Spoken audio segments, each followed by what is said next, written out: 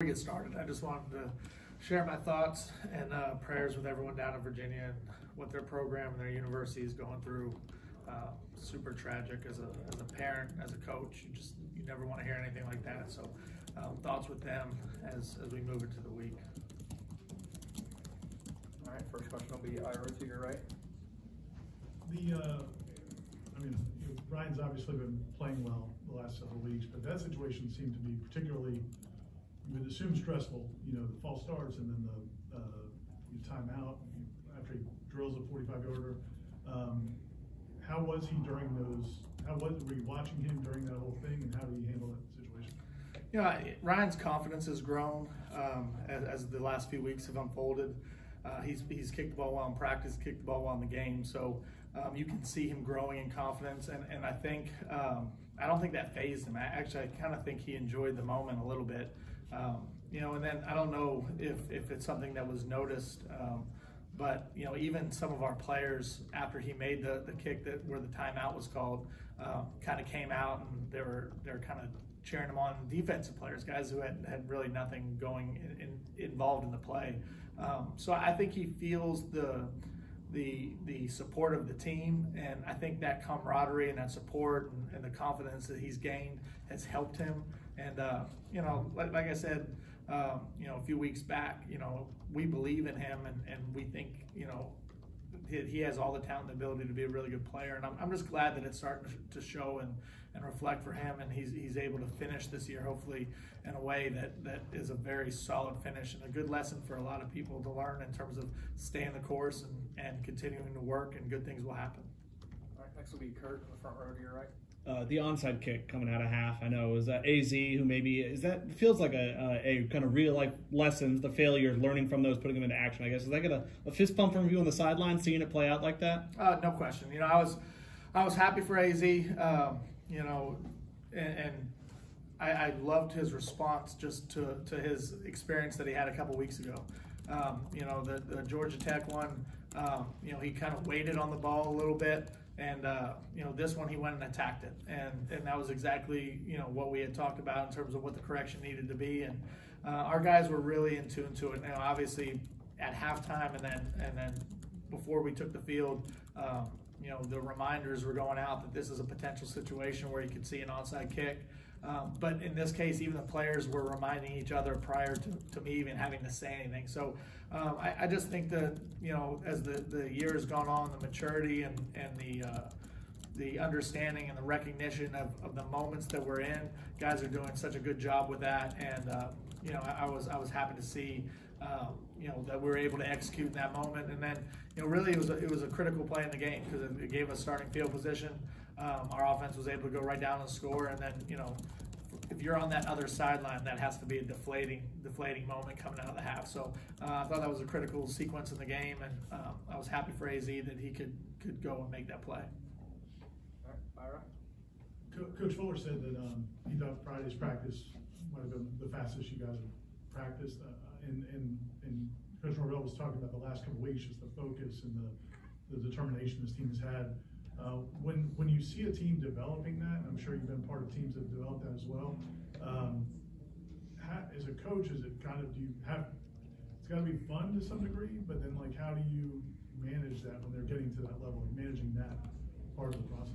Well, the thing that you see with this group is a very,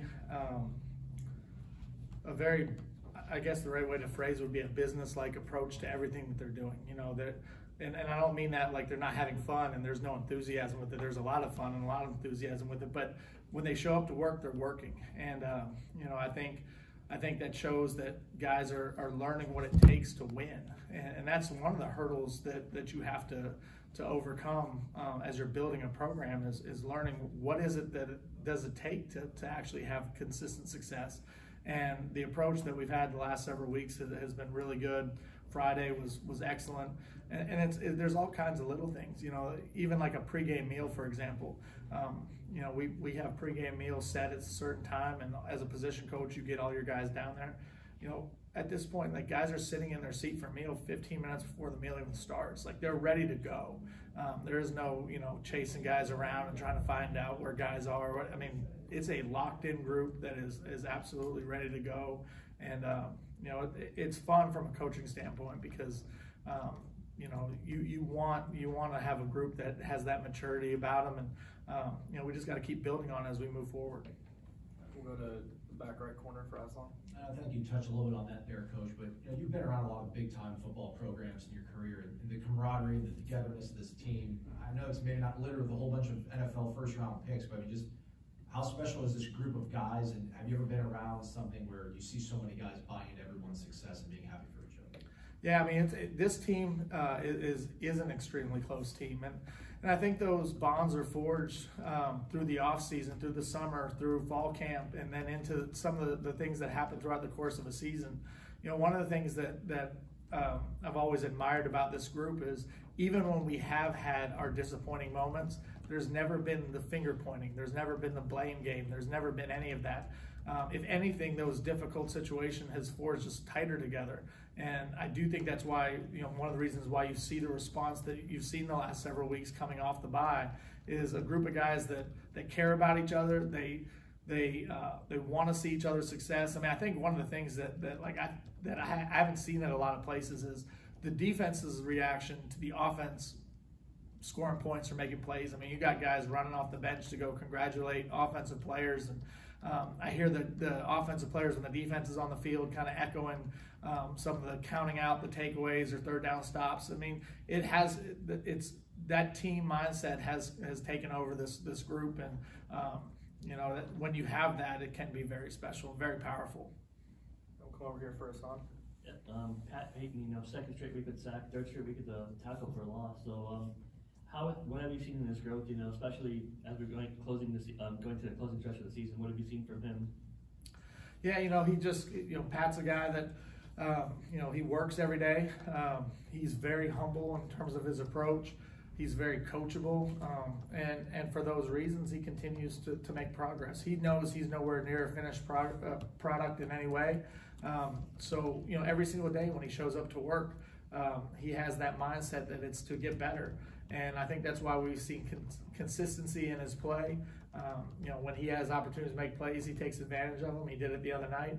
And, over the next couple of weeks, continue to see him grow and get better. And hopefully that springboards him going into what will be his redshirt sophomore campaign.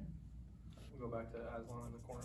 Somebody else requested that I ask this, so if you don't like it, it's not my fault. But the missed field goal, Ryan and Alex, are they going to be all right? Were they auditioning for the longest yard part 3, or what happened? Yeah, well, obviously my eyes, once the contact of the kick went to see if he made the kick or not. And then I just see them both on the ground. So my assumption was that they were probably run into pretty hard. Turns out that maybe that wasn't necessarily the case, but they did their best, I guess, to sell it a little bit. It's not really something we practice, obviously. Does not look practice, but they did the best they could, I guess. Something we need to work on.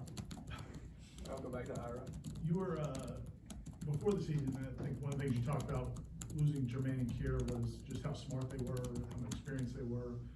How is that? I mean, obviously Derek and Leonard's been around for a while, and Derek's played some football, but some of those guys haven't played a ton. Like, how far has that come during the season? Yeah, I mean, we've come a long way in terms of our execution and understanding. I think Derek McClendon is a guy, and I'll use him as an example.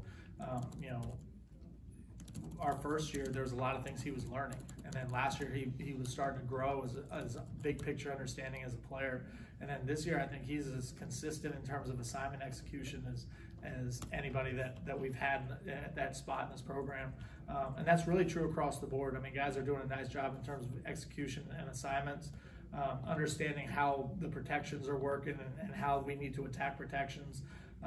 We have I think we have a smart defensive line room. And the execution up front has been really good, just not physically, but also executing in terms of assignments and the mental part of the game. We put a lot of stress on those guys in terms of how we execute our different line stunts, or a couple times they're in coverage. And I thought we did a nice job of that the other night, and we've done a nice job of that, throughout the course of the year. Yeah. All right, Ira. One last one. Patrick, I know that he said earlier in the year he's had to work on finishing some of those plays, and how far has he come in that area in terms of when he gets a shot at the quarterback, actually getting the guy? Yeah, I think he had a couple plays that he felt like he missed opportunities on in the first several games that he played in, and it bugged him a little bit. And those things are going to happen. I mean, that's part of the development and growth process. But I would say in the last couple weeks specifically, he's done a really nice job of finishing plays. I mean, the other day, being an example, he was unblocked on pressure, but at the end of the day, you still have to finish the play. And, he did a nice job with that. He did a nice job in the Miami game of reaching over, forcing the strip. So where he was close before, now those plays are turning out being finished plays. And, we always say this is a game of inches. And, that's a great example of it. He was really close to making some impact plays early in the year, but he's closed the gap on what was a close play to now finishing those plays, which is a big difference for us as a defense. Anything else? All right, thank you, Coach. Awesome. See you guys. Thank you.